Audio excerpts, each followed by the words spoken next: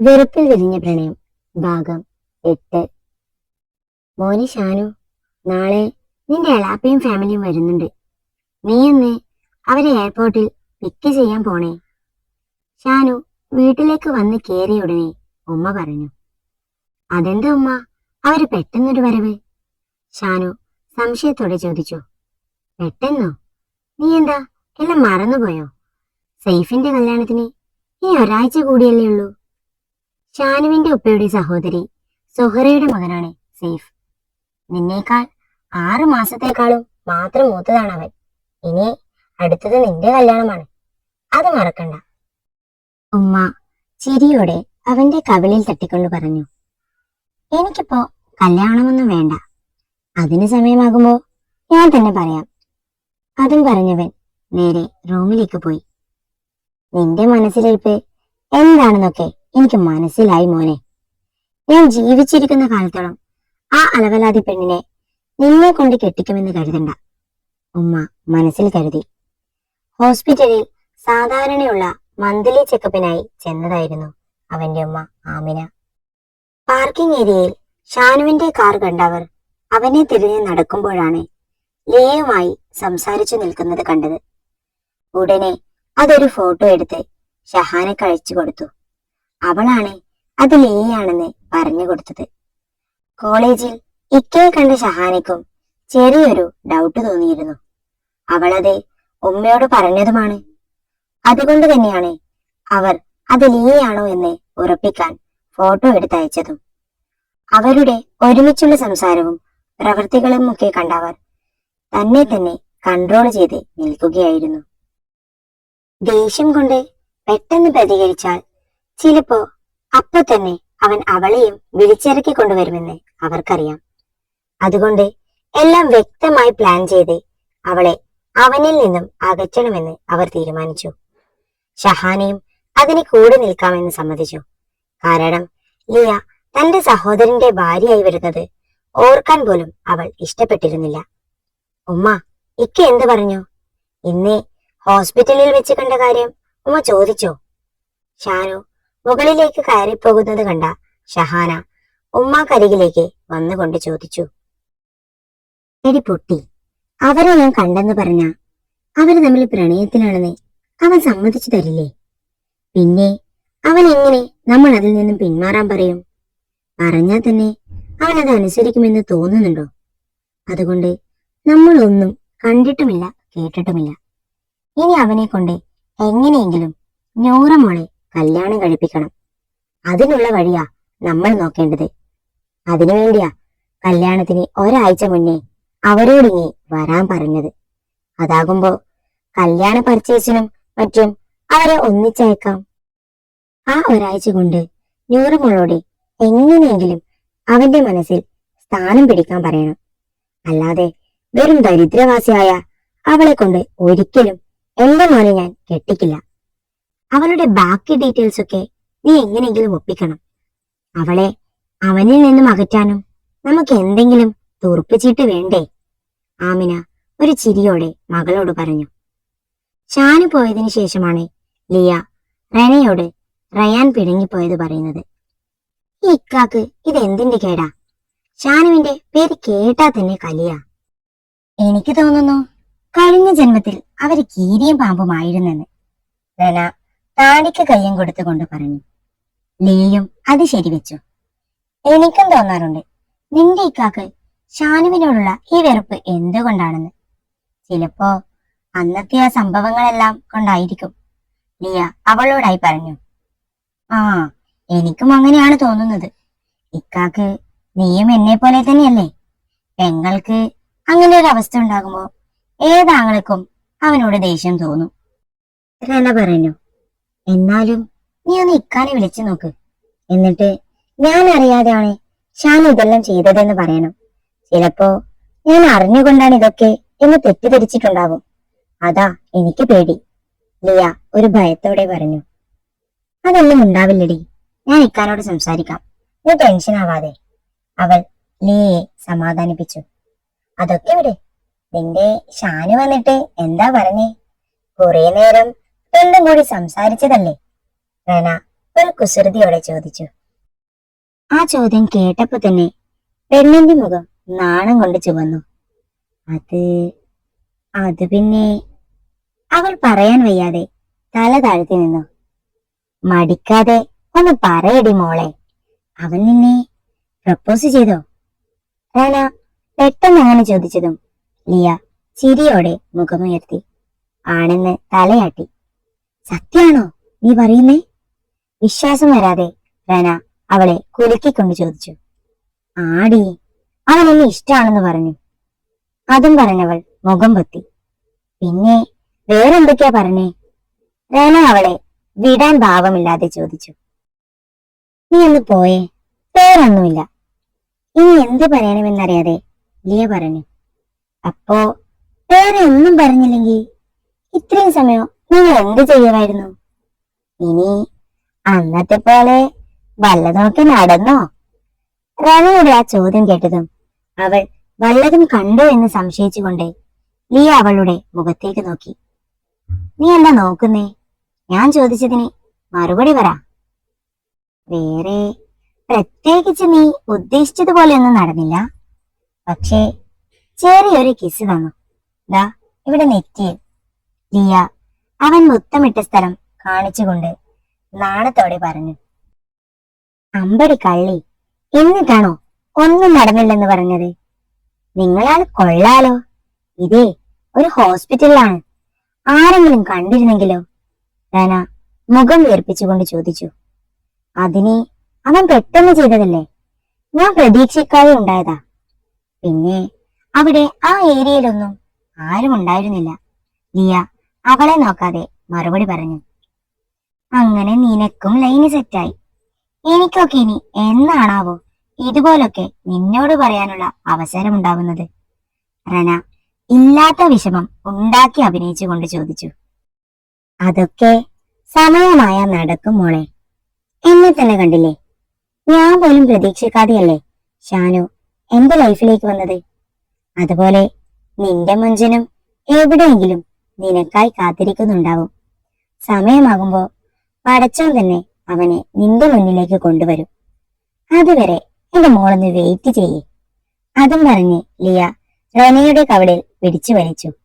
പിന്നീട് അവൻ നേരെ ഐസിയുവിന് മുന്നിലേക്ക് ചെന്നു. അപ്പോഴും ഉമ്മയും ഉമ്മാമയും അവിടെ വിഷമത്തോടെ ഇരിക്കുകയായിരുന്നു. കുറച്ചു സമയത്തേക്കെങ്കിലും താൻ അവരെ മറന്ന് തന്റേതു മാത്രമായ ലോകത്ത് ആയിപ്പോയല്ലോ എന്നൊരു കുറ്റബോധം അവൾക്കുള്ളിൽ നിറഞ്ഞു.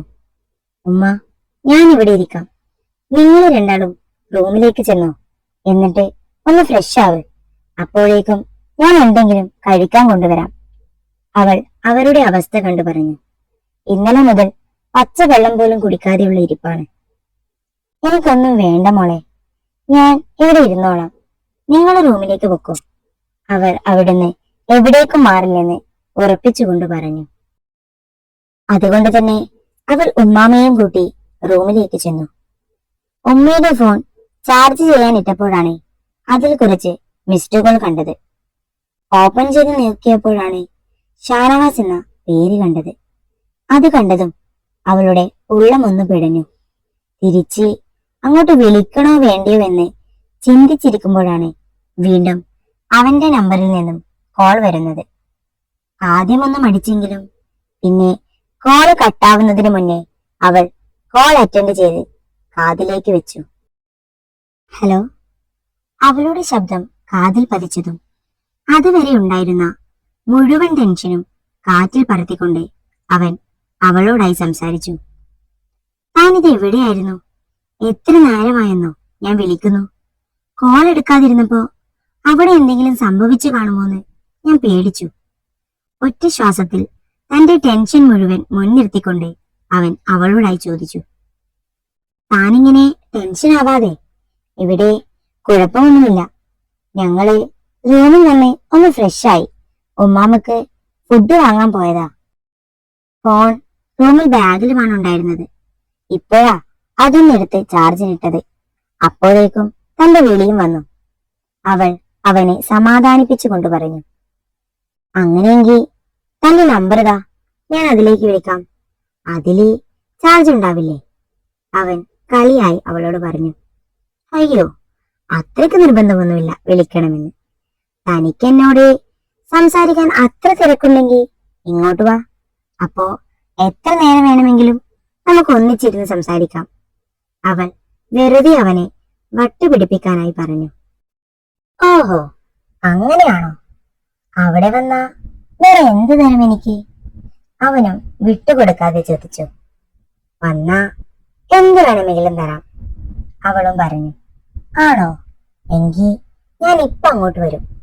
വന്നു കഴിഞ്ഞാ പിന്നെ ഞാൻ അങ്ങനെയൊന്നും പറഞ്ഞിട്ടില്ല എന്നെങ്ങാനും പറഞ്ഞാലുണ്ടല്ലോ, ആ തക്കാളി ചുണ്ട് ഞാൻ ഈ കടിച്ചെടുക്കും. അവൻ പെട്ടെന്ന് അങ്ങനെ പറഞ്ഞപ്പോഴാണ് അവൾ സമ്മതിച്ചതിന്റെ ഗൗരവം അവൾക്ക് മനസ്സിലായത്. അന്നോ, ഞാൻ ചുമ്മാ പറഞ്ഞതാ, ഞാൻ ഇങ്ങോട്ടൊന്നും വരണ്ട, അവൾ പേടിയോടെ പറഞ്ഞു. ഇനി അതൊന്നും പറഞ്ഞാ പറ്റില്ല, ഞാൻ വരും, അവൻ ചിരിച്ചുകൊണ്ട് പറഞ്ഞു. ഇനി എന്ത് ചെയ്യുമെന്ന് പേടിച്ച് അവൾ ഫോൺ കട്ട് ചെയ്തു.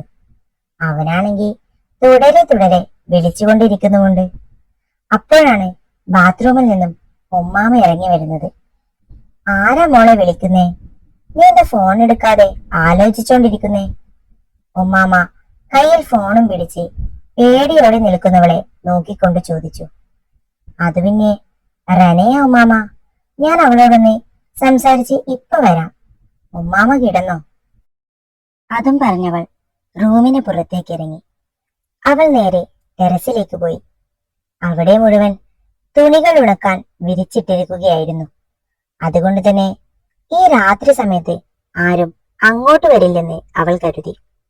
വീണ്ടും ഫോൺ റിംഗ് ചെയ്തപ്പോൾ അവൾ വെപ്രാളപ്പെട്ടുകൊണ്ട് ഫോൺ കട്ട് ചെയ്തതും അവളുടെ ഇടുപ്പിലൂടെ പിന്നിൽ നിന്നും ഒരു കൈ വന്ന് അവളെ അയാളിലേക്ക് ചേർത്തു നിർത്തി. പെട്ടെന്ന് തന്നെ നിലവിളിക്കാൻ തുടങ്ങിയ അവളുടെ വാ അയാൾ പൊത്തിപ്പിടിച്ച് അവനു നേരെ അവളെ തിരിച്ചു നിർത്തി. പേടിയോടെ ഇറുക്കിയടച്ച കണ്ണുകൾ അവൾ മെല്ലെ തുറന്നു. അപ്പോഴാണ് തന്നെ തന്നെ നോക്കി നിൽക്കുന്ന അവനെ അവൾ കണ്ടത്. ഒരു നിമിഷം അത് സ്വപ്നമാണോ എന്നവൾ സംശയിച്ചു. എന്താണ് എന്റെ പൂച്ചക്കണ്ണി ഇങ്ങനെ നോക്കുന്നത്? അവന്റെ ചിരിയോടെയുള്ള ചോദ്യത്തിൽ നിന്നാണ് അവൾ ഞെട്ടലോടെ അത് യാഥാർത്ഥ്യമാണെന്ന് മനസ്സിലാക്കിയത്. താൻ ഇവിടെ എങ്ങനെ ഇത്രയും പെട്ടെന്നെത്തി? ഞാൻ ഇപ്പോഴല്ലേ ഫോണ് കട്ട് ചെയ്തത്? അവൾ ഒന്നും മനസ്സിലാകാതെ അവനോട് ചോദിച്ചു. തന്നെ വിളിച്ചിട്ട് കിട്ടാതിരുന്നപ്പോഴേ ഞാൻ ഇങ്ങ് എത്തിയിരുന്നു. അപ്പോഴാണ് താൻ കോൾ അറ്റൻഡ് ചെയ്തത്. പിന്നെ സമാധാനമായി തിരിച്ചു പോകാൻ ഒരുങ്ങുമ്പോഴാ ആരോ എന്താ തരാമെന്നൊക്കെ പറഞ്ഞത്. എന്നാ പിന്നെ അതും കൂടി വാങ്ങിച്ചെന്ന് പോയേക്കാമെന്ന് കരുതി. അത്രയും പറഞ്ഞവൻ തന്റെ കൈക്കുള്ളിലായി നിൽക്കുന്നവളെ ഒന്നുകൂടി തന്നിലേക്ക് ചേർത്ത് നിർത്തി.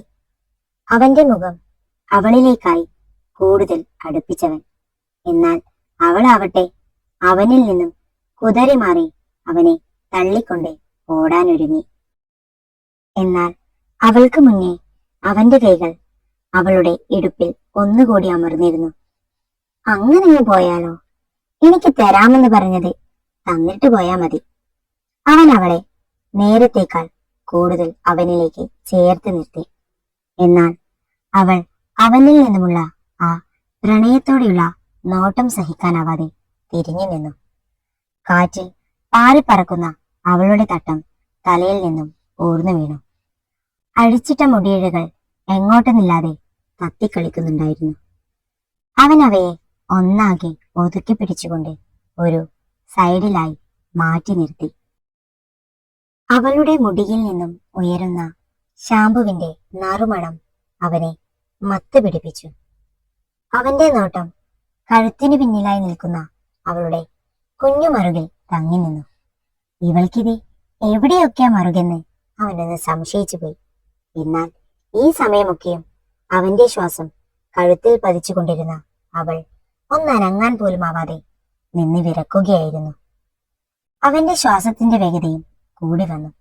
വെറുതെ അവളെ ഒന്ന് കളിപ്പിക്കാൻ വേണ്ടി ചെയ്തതാണ്. എന്നാലിപ്പോ അവനെ തന്നെ നഷ്ടപ്പെട്ടു തുടങ്ങിയിരുന്നു. അവൻ പതിയെ അവളുടെ വെളുത്ത കഴുത്തിലേക്കായി തന്റെ മുഖമമർത്തി. ആ കുഞ്ഞു മറുകിലേക്ക് ചുണ്ടുകൾ ചേർത്ത് നേർത്തൊരു മുത്തം നൽകി. അതിൽ അവളൊന്ന് പിടഞ്ഞ് ഉയർന്നു പൊങ്ങി. പൊടുന്നനെ അവൾ അവനിൽ നിന്നും കുതറി മാറി. നിറഞ്ഞ കണ്ണുകളോടെ തന്നെ നോക്കുന്ന അവളെ കണ്ടതും അവന് വല്ലാതെയായി. സോറി, വേണമെന്ന് കരുതി ചെയ്തതല്ല, പറ്റിപ്പോയി. തന്നെ ഒന്ന് കളിപ്പിക്കണമെന്നേ ഉണ്ടായിരുന്നുള്ളൂ. പക്ഷേ അറിയാതെ കൈവിട്ടുപോയി. അവൻ അവളുടെ കൈകൾ രണ്ടും കൂട്ടിപ്പിടിച്ച് ദയനീയമായി പറഞ്ഞു. എന്നാൽ അവൾ ഒന്നും പറയാതെ അവന്റെ കണ്ണിലേക്ക് തന്നെ നോക്കി നിൽക്കുകയായിരുന്നു. പെട്ടെന്ന് അവൾ അവന്റെ നെഞ്ചോട് ചാഞ്ഞ് കെട്ടിപ്പിടിച്ചു. അവൾക്ക് തന്നോട് വീണ്ടും ദേഷ്യമായി കാണുമെന്ന് പേടിച്ചവന് അതൊരു ഞെട്ടലായി മാറി. ഒരു നിമിഷം ഞെട്ടലിൽ നിന്നും മാറിയപ്പോൾ അവൻ അവളെ അവന്റെ നെഞ്ചോടടക്കി പിടിച്ചു. രണ്ടുപേരും അവരവരുടെ ശരീരത്തിന്റെ ചൂടറിയുന്നത് പോൽ അത്രയും ആഴത്തിൽ മുറുകെ ഉണർന്നു. ആ സമയം അവൻ അവളെ തലയിൽ അമർത്തി ചുംബിച്ചു. തന്റെ പ്രാണനായി ചേർത്തുകൊണ്ട് അവനിലേക്ക് കൂടുതൽ അടുപ്പിച്ചുകൊണ്ട് തന്നെ. പെട്ടെന്നാണ് അവളുടെ ഫോൺ റിങ് ചെയ്തത്. ഞെട്ടിക്കൊണ്ട് അവർ രണ്ടുപേരും പരസ്പരം അകന്നു മാറി. മിണ്ടല്ലേ, ഉമ്മയാണ് വിളിക്കുന്നത്. ചുണ്ടിന് കുറുകെ വിരൽ വെച്ചുകൊണ്ട് അവൾ പറഞ്ഞു. ആ ഉമ്മ, ഞാൻ ഇവിടെ തന്നെയുണ്ട്. തന്നെ വിളിച്ചപ്പോ ഒന്ന് മാറി നിന്ന് സംസാരിച്ചതാ. ഞാൻ ദേ ഇപ്പൊ അങ്ങോട്ട് വരാം. അതും പറഞ്ഞവൾ ഫോൺ കട്ടാക്കി. വാ, നമുക്ക് പോകാം, ഉമ്മ വിളിക്കുന്നുണ്ട്. താൻ പോയിക്കോ, നമ്മൾ ഒരുമിച്ച് പോകുന്നത് ആരും കാണണ്ട. അവൻ അവളെ താഴേക്ക് പറഞ്ഞു വിട്ടു. പിന്നെ ഇനി ഞാൻ വിളിച്ചാ താൻ ഫോൺ എടുത്തില്ലെങ്കിൽ ഇതുപോലെ ഒരിക്കൽ കൂടി ഞാൻ ഇങ്ങ് വരും. റൂമിലെത്തിയ ഉടനെ തന്റെ നമ്പറിന്ന് എന്നെ വിളിക്കണം, മനസ്സിലായോ? കുറുമ്പോടെ കണ്ണുരുക്കിക്കൊണ്ട് അവൻ അവളോടായി പറഞ്ഞു. ഞാനൊന്ന് നോക്കട്ടെ. ചുണ്ടു കുറിപ്പിച്ച് അവനെ കളിയായി നോക്കിക്കൊണ്ട് പറഞ്ഞ് അവൾ താഴെ കൂടി. അവൾ പോകുന്നതും നോക്കിക്കൊണ്ട് അവൻ അങ്ങനെ നിന്നുപോയി. എപ്പോഴാണ് അവൾ തനിക്ക് ഇത്രയും പ്രിയപ്പെട്ടവളായത്? ഞാൻ എപ്പോഴാണ് ഇങ്ങനെയൊക്കെ റൊമാൻറ്റിക് ആയി തുടങ്ങിയത്? ഓരോന്നും ഓർക്കവേ അവന്റെ ചുണ്ടിൽ ഒരു പുഞ്ചിരി വിരിഞ്ഞു. തനിക്കൊരാളോട് പ്രണയം തോന്നുമെന്ന് ഒരിക്കലും കരുതിയതല്ല. പ്രത്യേകിച്ച് തന്നെ ആദ്യമായി തല്ലിയ പെണ്ണിനോട് തന്നെ പ്രണയം തോന്നി എന്നതിൽ അവന് തന്നെ അതിശയം തോന്നിപ്പോയി. ഈ പ്രണയം എന്ന് പറയുന്നത് വല്ലാത്തൊരനുഭവം തന്നെ. ആരും കാണാതെ വീട്ടിൽ നിന്നും പാത്തും പതുങ്ങിയുമാണ് ഇപ്പൊ താൻ വന്നത് എന്നോർത്തപ്പോൾ അവന് തന്നെ ചിരി വന്നു. ഇനി എങ്ങനെ അതുപോലെ തിരിച്ചു കയറുമെന്നോർത്ത് ടെൻഷനുമായി. നീ ഇത് എവിടെയാ പോയെ? എത്ര സമയമായി ഞാൻ കാത്തു നിൽക്കുന്നു. എന്താ ഉമ്മ, എന്തെങ്കിലും പ്രശ്നമുണ്ടോ? അവൾ പേടിച്ചുകൊണ്ടാണ് ചോദിച്ചത്. ഒന്നുമില്ല, നിന്നെ കാണുന്നില്ലെന്നേ ഉമ്മ റൂമിൽ ചെന്നപ്പോ പറഞ്ഞു. അത് പിന്നെ റനയോട് സംസാരിച്ച് സമയം പോയതറിഞ്ഞില്ല. ആ മതി മതി, പോയി കിടന്നുറങ്ങാൻ നോക്ക്. നീ വരാത്തതുകൊണ്ട് ഉമ്മാമയും ഉറങ്ങിയിട്ടില്ല. അതിന് ഉമ്മ പോയി ഉമ്മാമാന്റെ കൂടെ കിടന്നു. ഇവിടെ ഐസിയുവിന് മുന്നിൽ ഞാൻ നിൽക്കാം. അതൊന്നും വേണ്ട, നീ പോയിക്കോ. എനിക്കെന്തായാലും ഉറക്കമൊന്നും വരില്ല. ഞാൻ വേണമെങ്കിൽ രാവിലെ കിടന്നോളാം. ഇപ്പൊ മോള് പോയി ഉറങ്ങിക്കോ. അവരവളുടെ മുഖത്ത് തലോടിക്കൊണ്ട് പറഞ്ഞു. ഉറങ്ങാൻ കിടക്കുമ്പോഴും അവളുടെ മനസ്സിൽ മുഴുവൻ ഷാനുവായിരുന്നു. അവന്റെ ചുടുനിശ്വാസം കഴുത്തിൽ പതിഞ്ഞതും അവന്റെ ചുണ്ടുകൾ അവിടെ അമർന്നതുമോർക്കെ അവളുടെ ശരീരം ഒന്നാകെ കോരിത്തരിച്ചു. അവന്റെ നെഞ്ചോട് ചേർന്ന് നിന്നപ്പോൾ ഉള്ളിലുള്ള വിഷമങ്ങളെല്ലാം അത്രയും നേരത്തേക്കെങ്കിലും മറന്നുപോയത് അവൾ ഓർത്തു. അവന്റെ സാമീപ്യം തനിക്കൊരു ആശ്വാസമായിരുന്നു എന്നവൾ തിരിച്ചറിഞ്ഞു.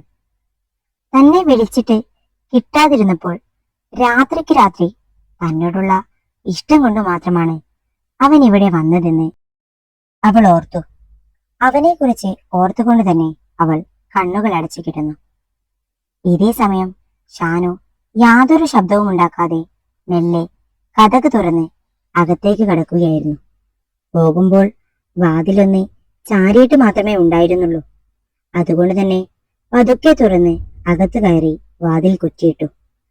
മുകളിലേക്ക് കയറാനായി സ്റ്റെയറിലെത്തിയതും പിന്നിൽ നിന്നുമുള്ള മോനെ എന്നുള്ള വിളിയിൽ താൻ പെട്ടു എന്ന് മനസ്സിലാക്കി അവനൊന്ന് പതറിക്കൊണ്ട് തിരിഞ്ഞു നോക്കി.